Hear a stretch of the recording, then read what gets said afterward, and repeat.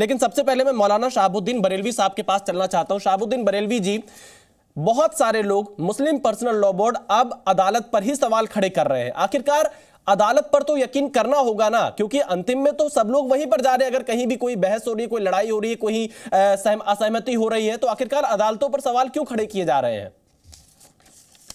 देखिए, अदालत पर सवाल नहीं खड़ा किया जा सकता। अदालतें सबूत और प्रूफ और दलीलों के साथ में काम करती हैं, वो मानती हैं दलीलों को।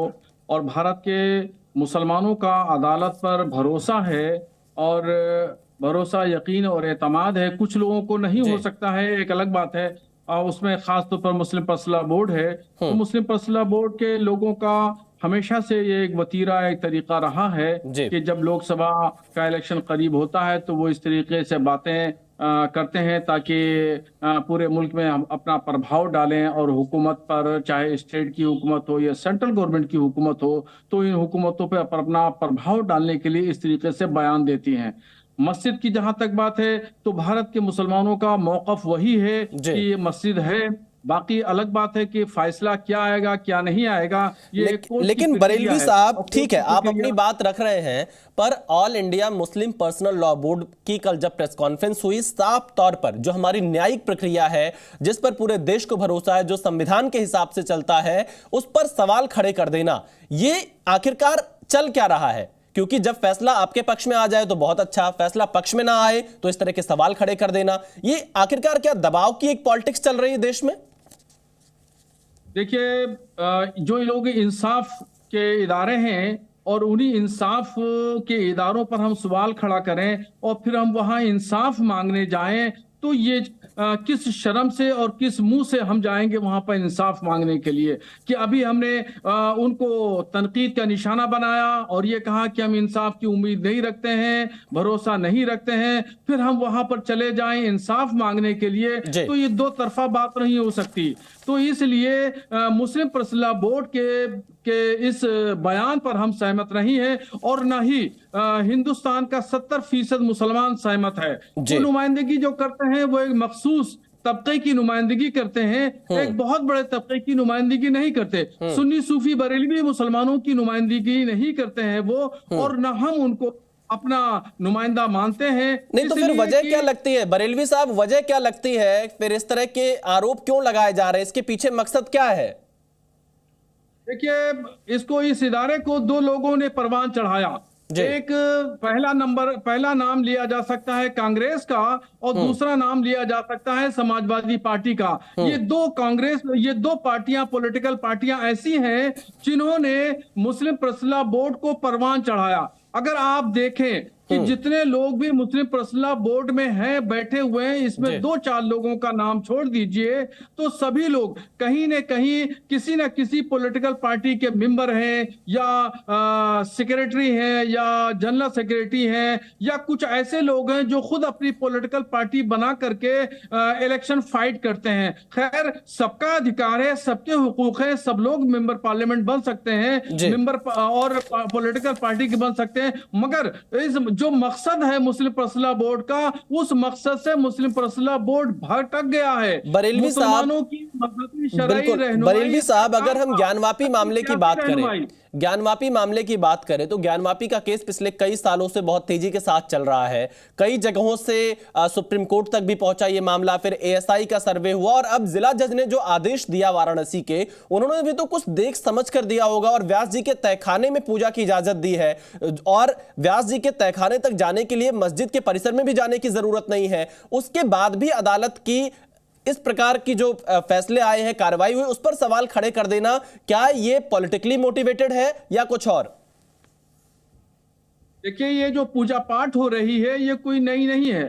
1988 से लेकर 1993 तक पूजा पाठ हुई, उसके बाद में बंद कर दी गई, और पूजा पाठ बंद कर दी गई, और फिर उसकी इजाजत दे दी गई। तो इसलिए यह हमारे लिए कोई नई बात नहीं है, मगर इसको सियासी मुद्दा नहीं बनाना चाहिए। और ये एक कोर्ट की प्रक्रिया है, कोर्ट की प्रक्रिया को अपनाना चाहिए, और कोर्ट में मजबूत दलीलों और मजबूत सबूतों के साथ में लड़ाई लड़ना चाहिए, तो ये बेहतर होता।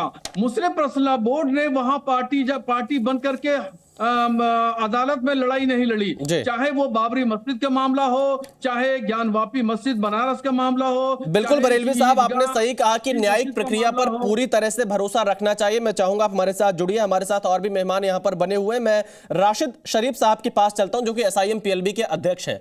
राशिद शरीफ साहब, आपने बरेलवी साहब को सुना, साफ तौर से वो कह रहे हैं कि न्यायिक प्रक्रिया पर सवाल नहीं उठाना चाहिए, आपको जो न्याय की प्रक्रिया है उस पर भरोसा रखना चाहिए। आखिर क्यों अविश्वास व्यक्त कर रहा है मुस्लिम पर्सनल लॉ बोर्ड?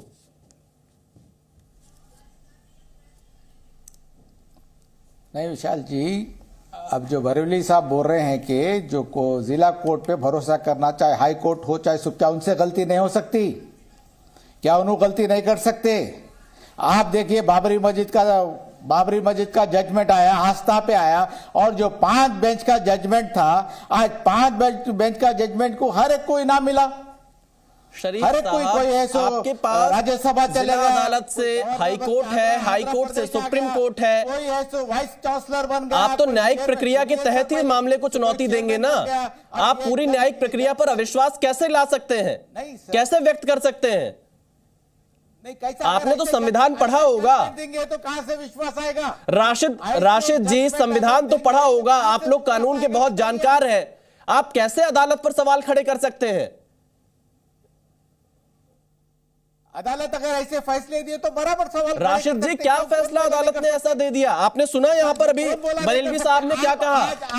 आपने बरेलवी साहब को सुना? बारे में ऑल इंडिया मुस्लिम जमात के जो अध्यक्ष हैं बरेलवी साहब, उनको आपने सुना? इस तरीके से बरेलवी, देवबंदी, वहाबी, शिया नहीं है सर, अभी इस वक्त सब एक होना है, ना देवबंदी है, ना वहाबी है, ना बरेलवी है, सब भारतीय है। राशिद जी, सब भारतीय हैं। नहीं, सब एक है, सब मिलके ये लड़ाई लड़ना है। राशिद जी, आप तो ये कहिए हिंदू मुस्लिम सिख ईसाई सब भारतीय हैं, कहां आप उनको देवबंदी और बरेलवी में एक साथ जोड़ रहे हैं? 600 साल हमारे मसाजिद सबके नजरों के सामने किस पर भरोसा है आपको? हम पूरों के नजरों के सामने मसाजिद है। आज अगर मसाजिद के खिलाफ अगर फैसला होता है तो ये राशिद जी, किस पर भरोसा है? न्यायपालिका तो सर्वोच्च है ना, किस पर भरोसा है फिर आपको? नहीं सर, अब तो आप देख रहे हैं ना, अगर इस तरीके के अगर फैसले आएंगे तो किसी पे भरोसा नहीं है। नहीं राशिद जी, देखिए, मैं आपको न्यायपालिका पर टिप्पणी करने की इस तरह की इजाजत बिल्कुल नहीं दे सकता हूं। मैं ये बिल्कुल साफ कर देता हूं कि आपके निजी विचार है। मैं राशिद जी ये साफ कर देता हूं, आपके निजी विचार है। न्यायपालिका पर किसी भी प्रकार का सवाल नहीं खड़ा किया जा सकता है। हमें अपने संविधान पर भरोसा करना होगा, हमें अपने संविधान के हिसाब से चलना होगा। बरेलवी साहब, आबादी की नुमाइंदगी मुस्लिम पर्सनल बोर्ड नहीं करता है। मैं ये कह रहा हूँ कि वो काशी में ज्ञानवापी मस्जिद के लिए मुकदमा लड़ने के लिए कोर्ट में क्यों नहीं आए? अपने एक से एक अच्छे से अच्छे वकील खड़ा करना चाहिए, दलीलों के जरिए, सबूतों के जरिए मजबूत लड़ाई लड़ना चाहिए। राजनीति का क्या मतलब है? राजनीति चलिए और भी मेहमान हमारे साथ जुड़े हुए हैं। दानिश कुरैशी जी के पास चलता हूँ। दानिश कुरैशी जी,